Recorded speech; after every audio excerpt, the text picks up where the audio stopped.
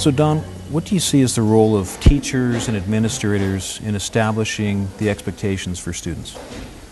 Well, so one of the bases of strength-based practice really speaks about having high expectations. And really what high expectations indicate from a strength-based practice perspective is I believe that you're capable. Right? If I have no expectations for someone, that's a huge statement. It says I don't expect anything from you because either life circumstances, my belief in you, or my belief in your ability indicates that I can't expect much more than what I'm currently getting. So by virtue of that, strength-based practice actually suggests that we hold realistic but high expectations of people. We would have teachers certainly establish that for their classrooms, that they should really be aware of what are the expectations for those students, what are the expectations that they have for those students, that those expectations should be realistic, but certainly high expectations. They need to be aware of them, and then they need to really be able to communicate those to students, so students are really clear around them. And then have mechanisms by which students are then held accountable around that. So we start removing barriers for them to be healthy, respectful individuals, and we increase the support where necessary. And that's what we talk about, the high expectations. So in our buildings we have very high expectations for students. We have a very specific school code of conduct. Students are expected to do certain things, basically take care of their main roles as students first, and then from that, all of those other opportunities that are available to them at school actually stems from that. Often you hear of the student that we didn't, especially the at-risk student, that we never consequence music for them because that's what gets them to come to school. We never consequence them with this athletic program because that's what gets them to come to school. Various examples of that. What we say is, no, we certainly wouldn't exclude them from any of those activities either. But there's some things that we need to take care of in order for that activity to be appropriate at this time, and learning would be one of them.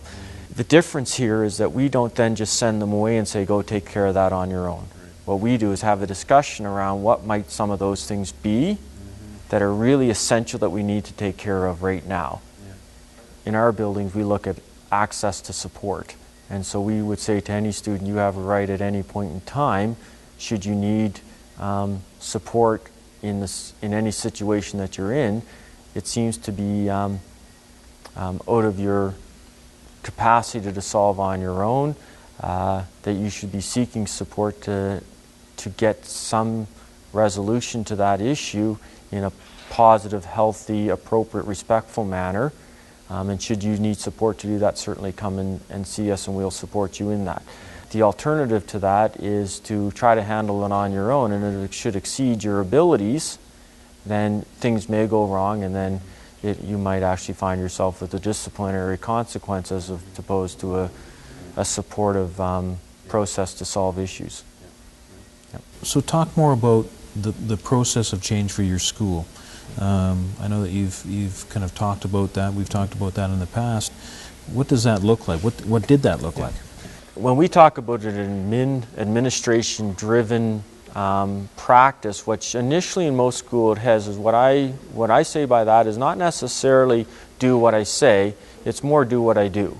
So I actually take a real big initiative in all schools around really modeling strength-based practice. I model it how I deal with staff. I model how I deal with students. I often invite teaching staff initially into my interactions with students in the office. So should a teacher exclude a kid from a class, oftentimes I actually will wait to deal with that situation to have the teacher present so the teacher can gain some understanding of how that relationship developed, where that student was having some difficulty, how that student might have been supported differently to arrive at a different response. So again, we really talk about where am I negotiating that relationship to move us both forward in our understanding of each other and what we need in order to do what we need to do.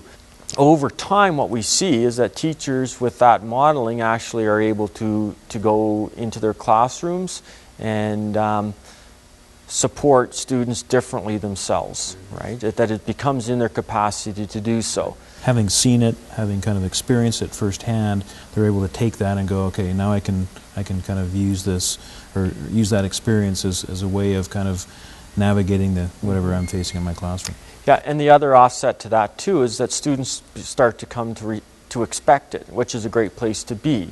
We talk about any relationship, and when I do my opening addresses to all grade levels, we are a school that discusses things, and so we do grade level assemblies every so often should there be situations that arise that seem to be grade level specific or school specific, and we'll talk about my confusion or things about this was my understanding of what we had decided we were going to do here, and I'm not seeing this, right? And to reestablish some of those expectations, but to do it in a manner that says, I'm confused, I'm not understanding, I thought that we had a different arrangement, and what I'm seeing doesn't support that, so help me understand. A lot of that sort of work, and we do that again in our classrooms. And again, students come to expect that. They expect that that type of conversation will happen, that we'll be asking them questions about their perspective. Now, not to say that we don't have a school without consequence, that's not at all. Again, what we talk about was very high expectations for our students. But given the capacity and the support to solve problems and develop relationships that are meaningful and support growth for both of us, students quite readily engage in that. Yeah. The first thing that we generally see is that actually we get student compliance fairly quickly under this model because students really want this to be the way they're treated. Who doesn't want to be treated respectfully? Who doesn't want to have an opportunity to share legitimately what's going on for them? Who doesn't want to move forward in their lives? Everybody wants that. What people want is the support and the mechanisms by which they can do it. So basically a struggle that we generally encounter is that teacher that feels teaching curriculum is the most important aspect of classroom. So students are often trying to solve issues or advocate for what it is that they need given that program and find that difficult. And so the next thing generally in school development is we do talk about teacher practice. Right? Is your teacher practice strength-based? And teachers generally go back and look at that. We do see an increase in that sort of thing, and we see an increase in kids' engagement in that classroom. We actually talk about, I will say to a student, I would like to know about a problem when I can help you with the problem. Yeah. Right? And that actually says to the student, let me in, share the information with me at a point in time that I can support you. Right? If you've made decisions or decided on actions that are inappropriate, unhealthy, unsafe, then I have some decisions to make at that point in time, and no longer is that a negotiation. Great.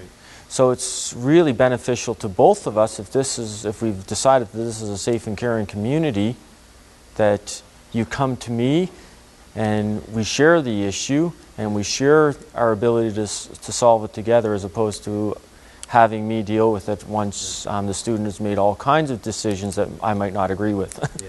And might not promote safety in the community. And we really talk about that around, did my decisions promote safety, security, and respect for all the people in our community? And we really talk about that often. Yeah.